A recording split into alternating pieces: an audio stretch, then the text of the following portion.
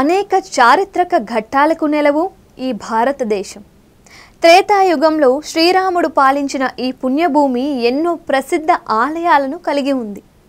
అలాంటి వాటిలో దక్షిణ కాశీగా ప్రసిద్ధిగాంచిన కూడవెల్లి ఆలయం ఒకటి. ఇక్కడ ప్రతి ఏడాది మాఘమాసంలో అత్యంత వైభవంగా జాతర జరుగుతోంది. శ్రీరామచంద్రుడు ఇసుకతో చేసి ప్రతిష్ఠించిన శివలింగం ఈ క్షేత్రం ప్రత్యేకత. ఈ ఆలయానికి వందల ఏళ్ల చరిత్ర ఉంది. అదేంటో ఈ వీడియోలో తెలుసుకుందాం.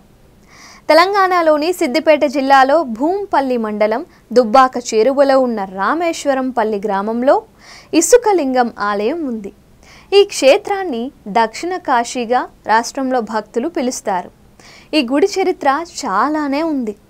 ఈ క్షేత్ర చరిత్ర విషయానికి వస్తే, శ్రీరాముడు రావణ సంహారం తరువాత అగస్త్య మహాముని సూచనతో బ్రహ్మహత్య మహాపాపం దోషాన్ని నిర్మూలన కోసం శివుణ్ణి పూజించదలచి కాశీ నుంచి శివలింగాన్ని తీసుకురమ్మని హనుమంతునికి చెప్పగా, ఆయన రావడం ఆలస్యం కావడంతో ఇసుక లింగాన్ని చేసి పూజ చేసిన వృత్తాంతం మనకి తెలిసిందే.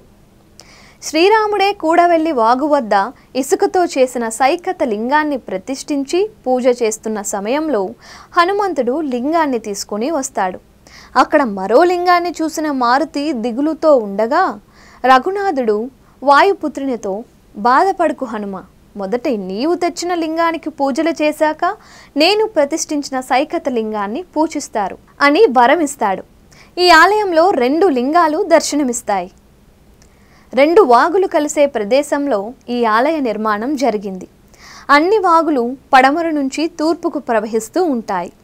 కూడవెల్లి క్షేత్రంలో వ్యతిరేక దిశలో ప్రవహిస్తుంది.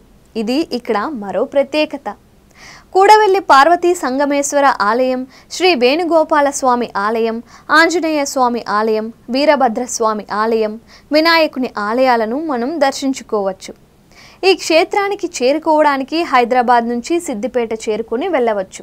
అలాగే హైదరాబాద్ నుంచి రామాయంపేట మీదుగా కూడా ఈ ఆలయానికి వెళ్ళవచ్చు.